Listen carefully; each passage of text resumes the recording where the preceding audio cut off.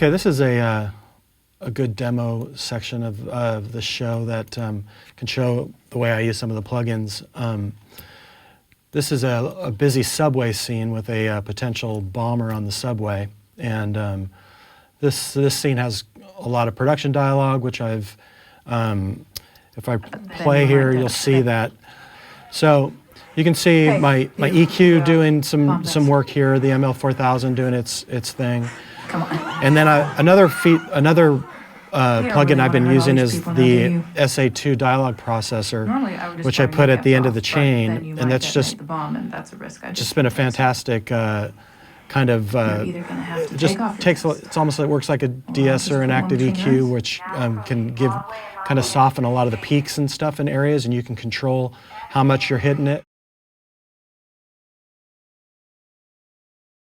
This scene here has a little combination of dialogue, ADR, quite a bit of groupwalla as well, which I do some compression with the group tracks just to kind of keep it in.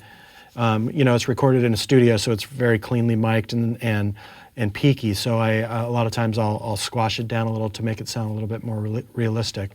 But with the this scene in the background, later in the scene, there's a subway announcement that comes on, and you know, you have to create the sound of it coming through a megaphone in the New York subway. So this is this little section here. Just put one between your eyes. In the background there's a subway announcement. To create that kind of sound, it's not a simple thing just to do a typical high and low pass to make it sound right. You want to give it a little more character. So on this track, it looks like what I did when I mixed it is I went into Futzbox. So Futzbox has all kinds of great settings. I have a bunch of saved presets that I use, but you don't necessarily have to use that. I have a couple go-tos that I like to use. But what's cool is you could either go to this little display box, and it shows you kind of the type of futz you're looking for.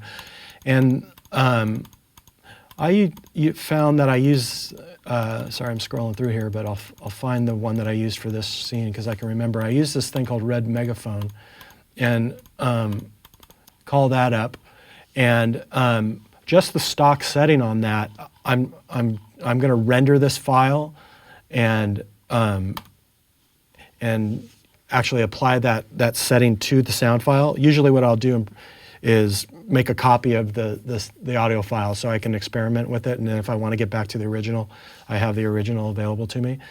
But for instance, this one just gives you that kind of that good squawky kind of loudspeaker quality, and then if you want to, depending on what you're trying to make it come through, you can add a little more distortion or change the filtering a little bit, or even sometimes on walkie-talkies and things like that, I'll add a little noise to it and use the gate for it to come in and out only when the dialogue is active. But I'll use this setting, and then I'll find a nice reverb setting that will kind of.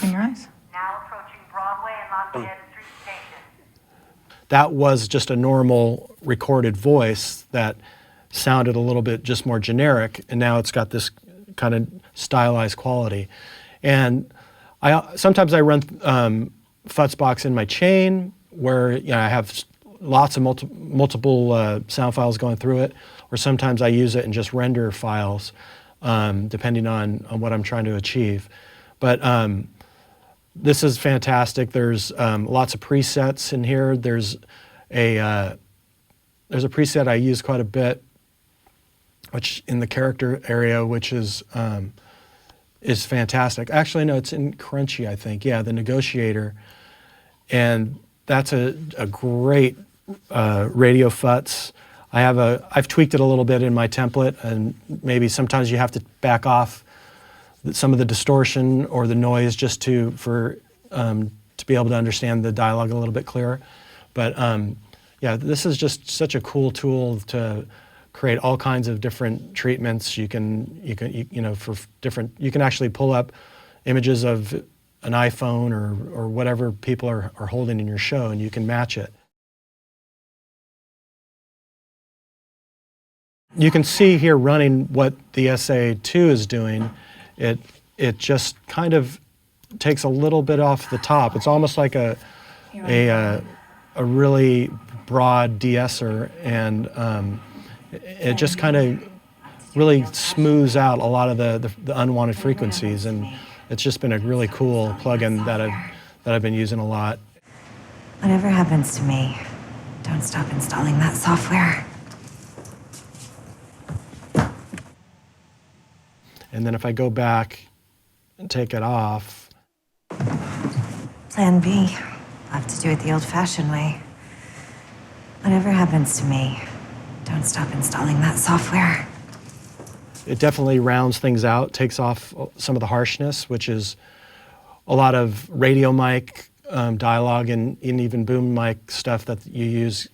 The more if you have to crank it up, you're bringing up a lot of transients and a lot of harshness. And the SA2, just in the normal mode, you just kind of tweak your threshold to get it where it's just touching your dialogue.